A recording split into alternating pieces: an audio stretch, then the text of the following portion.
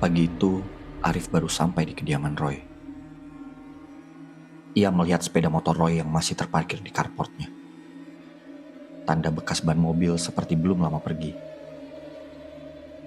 Arif mengetuk rumah Roy, tapi tak ada respon dari dalam.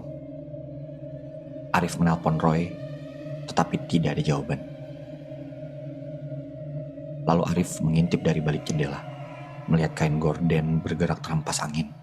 Arif merasa jika seseorang ada di dalam. Di sisi lain, Arif tidak melihat kejanggalan. Tetapi setelah cukup lama berada di sekitar area rumah Roy, ia merasakan firasat yang sangat buruk. Dengan terpaksa, Arif menggunakan terawangan untuk melihat ke dalam rumah. Namun tiba-tiba saja terawangannya terhalang oleh suatu energi yang sangat kuat. Arif terkejut akan hal itu, seolah tidak percaya. Lalu Arif mencobanya lagi dan tetap saja terhalang. Tak menyerah begitu saja, Arif duduk bersandar pada dinding. Ia memejamkan matanya dan mulai berkonsentrasi untuk melakukan raga sukma. Pada akhirnya, Arif berhasil melakukan raga sukma. Di alam gaib, Arif melihat perubahan struktur dari benda-benda di sekitar rumah Roy. Itu menandakan jika ada sebuah gangguan dari benturan energi natural dan energi buatan yang tercipta dari perbuatan manusia.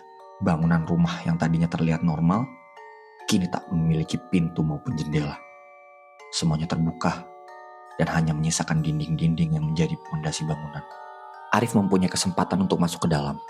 Ia segera mencari keberadaan Roy. Pertama, ia memastikan ruangan tengah. Roy masih juga belum ditemukan.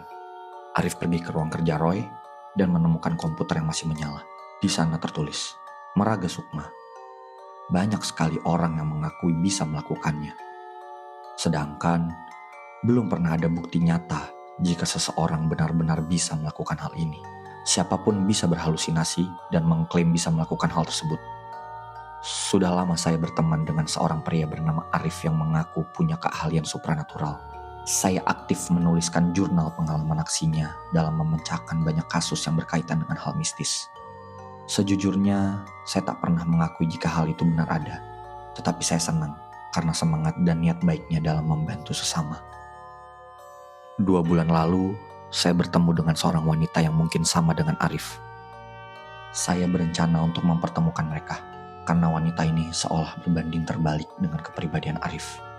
Wanita ini bernama Mutia. Ia terkesan sombong dan suka pamer dengan kemampuan supranaturalnya. Bahkan dirinya mengaku punya kemampuan telekinesis.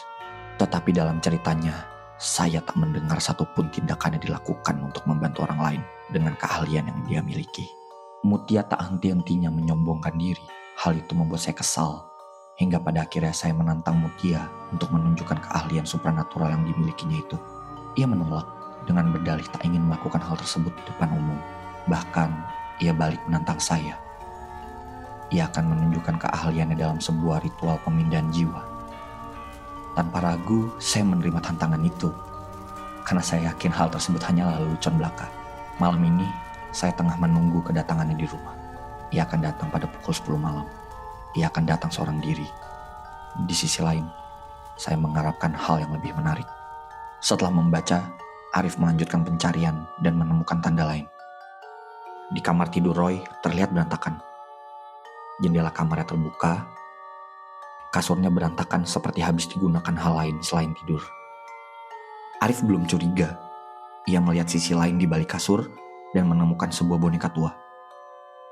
Arif melihat keluar jendela untuk memastikan Arif merasakan energi kehidupan dari boneka itu. Arif kembali ke jasadnya, lalu mendobrak pintu rumah Roy, berlari ke kamar tidurnya, dan membuka pintu dan berjalan mendekati boneka itu. Arif mengangkat boneka itu, lalu membawanya pulang.